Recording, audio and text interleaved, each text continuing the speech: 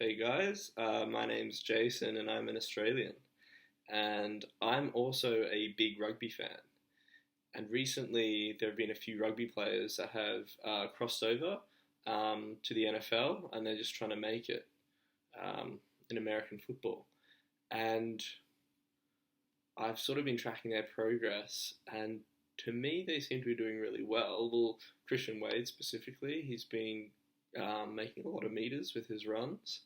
Um, and I'm just like a bit confused why he's not getting more game time. I don't really know how NFL works really, so I was hoping to make this channel so I could learn a bit more about NFL, get a bit of feedback, and help me sort of track the progress of the rugby players in the NFL, and yeah, just understand the game a bit better. So I thought for this first video I'd watch. I was actually looking for a history of NFL. I think that would teach me a lot in a short amount of time, but I couldn't really find a video like that. But I did find the evolution of the NFL helmet. So I've got that up and I'm going to watch it. And yeah, hopefully I learn a bit, just a bit of the basics, a bit of the history, and we'll just see where it goes from there.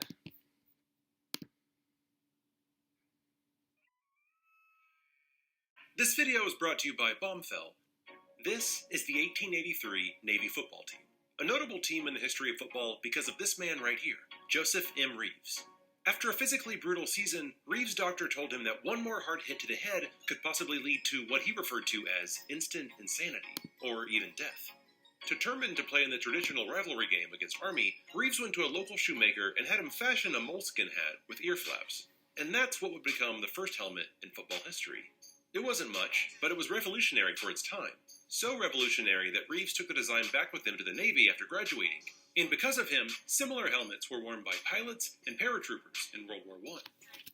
So this is really interesting. So I assume then that at this point of time, NFL players or football players, maybe, I don't even know if would call it NFL because I don't know if the league existed, but maybe football players weren't wearing helmets and still playing the game.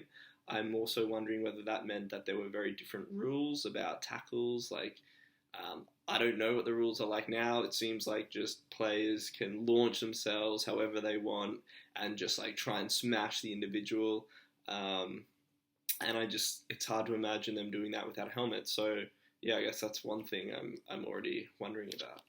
In the early 1900s, soft leather helmets were introduced as optional headgear for players, but many preferred to play without the helmets because of its leather material, which made it really hot, and the ear flaps, which made it difficult to hear the plays. In 1917, they rectified these problems with the ZH, also known as the Zupke helmet, named after Illinois coach Bob Zupke, who came up with this design that consisted of air holes for ventilation, holes in the ear flaps, and straps of fabric lining in the helmet that helped absorb and distribute impacts. Wow. This soft leather material was replaced in 1920 with hardened leather, creating the iconic look affectionately referred to as leatherheads. In 1939, high school football coach John T. Riddell introduced the first plastic helmet. Question now, are there any like die-hard NFL competitions that still use the leather helmet? Any leatherhead competitions? The following few years, an attached chin strap was added to the helmet, along with an improved suspension lining that allowed for a more comfortable fit. Dude, it still looks pretty uncomfortable. Seeing these Riddell helmets worn by the Green Bay Packers, General George S. Patton contracted Riddell and licensed the technology. The Army was redesigning the World War I era M1917 helmet because it was uncomfortable and offered inadequate protection. So Riddell's suspension system was implemented into the M1 helmet, which were utilized by soldiers in World War II. Dude, this is crazy because my dad actually just sold some World War II. He had some American Army helmets, and I put them on, and they just felt so big on my head, and just like the metal against my skull seemed really uncomfortable. And he actually talked about how they had an inner lining. So this is actually pretty wild to hear this on this video. Like, this is exactly what he was talking about. During World War II, the demand for plastics rose overseas, and so it became scarce in America. That made the manufacturing of Riddell's plastic helmets difficult. Faulty mixes during manufacturing caused many helmets to break into pieces on contact. These were quickly banned by the NFL until the issue was eventually fixed. By 1943, helmets were made mandatory across the league, but these helmets were uniformly drab and boring, with a muted brown color that made it difficult to differentiate between the competing teams.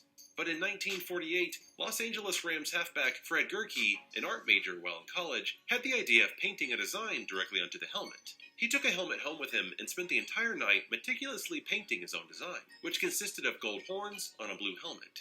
Coach Bob... Can you imagine how badass that guy would have looked coming to training the next day when no one else had done it before? Snyder and owner Dan Reeves loved the design and commissioned Gerke to paint the design onto the helmet of every single player at $1 a piece. At the beginning of the 1948 season, when the Rams players first emerged from the tunnels of the LA Coliseum, donning these decorated helmets, they were met with thunderous applause and a standing ovation that lasted for over 5 minutes. That would be amazing. These helmets were offering protection for the player's head and ears, but they weren't offering any protection for the player's face. In 1955, Cleveland Browns quarterback Otto Graham took a vicious hit to the face, requiring 15 stitches across his mouth. During halftime of the game, Coach Paul Brown worked with the equipment manager to quickly come up with a makeshift device made of clear plastic that would offer protection to Graham's mouth so he could finish the game. These lucite masks helped, but they would become brittle in cold weather and would sometimes shatter on impact. Coach Paul Brown went to Riddell at the end of the 1953 season and described a revised face mask concept to their technical consultant. Give me something that will fit across the front of the helmet and will be about as big as my little finger, with tensile strength. I want it so it can withstand a stray foot, or a deliberately thrown fist or elbow, and take away the inclination to punch someone, but keep it light enough to weigh less than 1 ounce. Riddell came up with a single gray bar made of rubber and plastic, called the BT5 face mask. All Cleveland players were required to wear the bar by the coach, and other teams quickly followed suit. I guess what I'm thinking now is just, in my mind, I always thought the helmet would have been set with the rules of NFL, but in fact it seems like it grew organically, and I don't know whether the rules grew along with the helmet or the rules of the game have always sort of been there, and the helmet was just sort of developed in response to like the game itself, if that makes sense. Yeah, super interesting. I would really like to know more about how the rules changed, or whether they did, along with the evolution of the helmet, and whether the helmet was a reason for that, like particularly around types of tackles that are legal and things like that. The following year, in 1956, electronics salesman George Sarles and GE engineer John Campbell approached the Cleveland coach with a radical idea. They explained how they could improve the communication and hurry up the speed of calling plays by placing a transistor radio inside the quarterback's helmet. This would allow the coach to deliver plays directly to the quarterback, as opposed to substituting players onto the field in order to deliver the next play to the huddle. Do that these days. Coach Brown loved the idea and immediately tested the device in an exhibition game. When the news of this invention caught on throughout the league, other teams scrambled to devise their own technology, none of which was as effective as Sarles and Campbell's.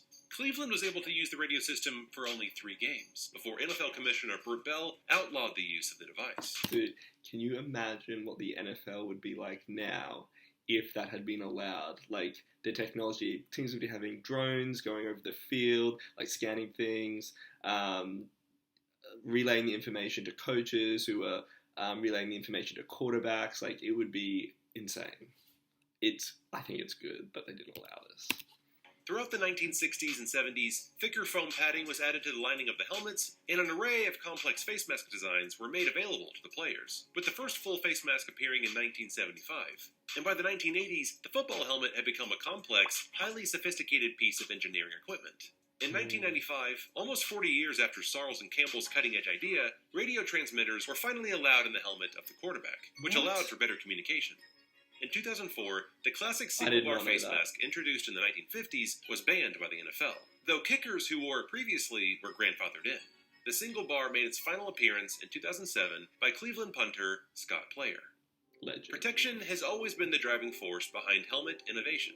But as scientific data of football players continues to pour out, linking concussions to the degenerative brain disease CTE, the need for better protection and safety is greater than ever. It's become a scientific arms race between the 3 largest football helmet manufacturers, Riddell, Schutt, and Zenith, as they constantly seek new ways to improve and enhance their helmets for player safety. They're lining helmets with newer material like TPU or thermoplastic urethane for better shock absorption. Helmets are also lined with shock data loggers and shock detectors, which monitors the direction and the force of impacts. The problem with these detectors is that they simply monitor concussions after they've already happened, instead of helping to prevent them. In 2017, the Seattle-based sports technology company Visus introduced a new helmet that they hoped would reduce player concussions before they happen. The Visus helmet morphs or yields upon impact, like the bumper of a car. With reflexive technology, the helmet can absorb linear forces, but more importantly, it can also absorb rotational forces, which are more prone to cause concussions. In 2018, the NFL and NFLPA released their annual helmet laboratory performance reviews, which already have Visus as the number 1 and number 2 rated helmet for safety. Much more will need to happen in the evolution of football helmets in order to keep players safe and to keep the game of football alive. But these technological advances are steps in the right direction. Football helmets have certainly come a long way since Reeves and his moleskin hat. This video is brought to you by Bombfell, the personalized clothing service for... That was awesome. I had no idea. Well, first of all, the radio transmitters, like, I can't believe that's happening today.